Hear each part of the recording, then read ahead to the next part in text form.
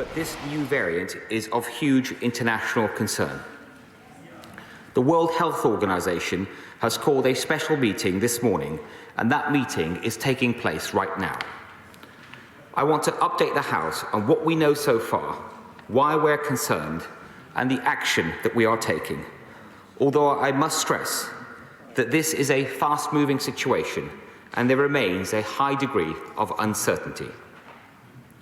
The sequence of this variant, currently called B11529, was first uploaded by Hong Kong from a case of someone travelling from South Africa.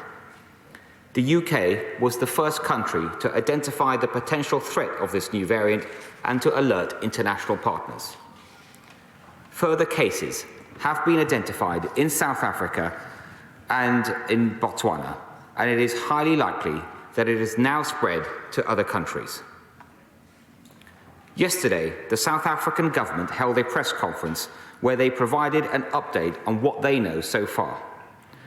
I want to put on record my thanks to South Africa, not only for their rigorous scientific response, but the openness and transparency with which they have acted, much as we did here in the United Kingdom when we first detected what is now known as the Alpha variant. Madam Deputy Speaker, we are concerned that this new variant may pose substantial risk to public health. The variant has an unusually large number of mutations. Yesterday, the UK Health Security Agency classified B11529 as a new variant under investigation, and the Variant Technical Group has designated it as a variant under investigation with very high priority. It's the only variant with this designation, making it higher priority than Beta. It shares many of the features of Alpha, Beta, and Delta variants.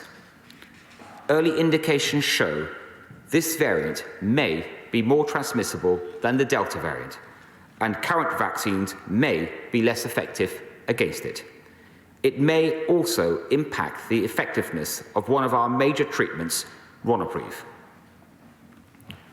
Madam Deputy Speaker, we're also worried about the rise in cases in countries in Southern Africa, especially as these populations should have significant natural immunity. In South Africa in particular, there has been exponential growth, with cases increasing fourfold over the last 2 weeks. In Gauteng province, which includes Johannesburg and Pretoria, some 80% of cases, when tested with a PCR test, have shown something that is known as the S-gene dropout, which we associate with this variant. So while we don't know yet definitively whether the exponential growth in South Africa is directly associated with this new variant, this PCR test analysis does indicate that there could be many more cases of this new variant than just those that have been sequenced so far. So, Madam Deputy Speaker, even as we continue to learn more about this new variant, one of the lessons of this pandemic has been that we must move quickly and at the earliest possible moment. The UK remains in a strong position. We've made tremendous gains as a result of the decisions that we took over the summer and the initial success of our booster programme. But we're heading into winter, and our booster programme is still ongoing, so we must act with caution. So we're taking the following steps.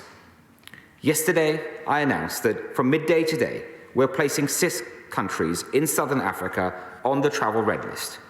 These countries are South Africa, Botswana, Lesotho, Eswatini, Namibia, and Zimbabwe. Anyone who is not a UK or Irish resident who has been in one of these countries in the last 10 days will be denied entry into England. UK and Irish residents arriving from these countries from 4 a.m. on Sunday will enter hotel quarantine. Anyone arriving before those dates should take PCR tests on day 2 and day 8, even if they are vaccinated, and isolate at home along with the rest of their household. If you've arrived from any of these countries in the last 10 days, NHS Test and Trace will be contacting you and asking you to take PCR tests. But please, do not wait to be contacted. You should take PCR tests right away. We've been working closely with the devolved administrations on this, and they will be aligning their response. In recent hours, Israel has also taken similar precautions.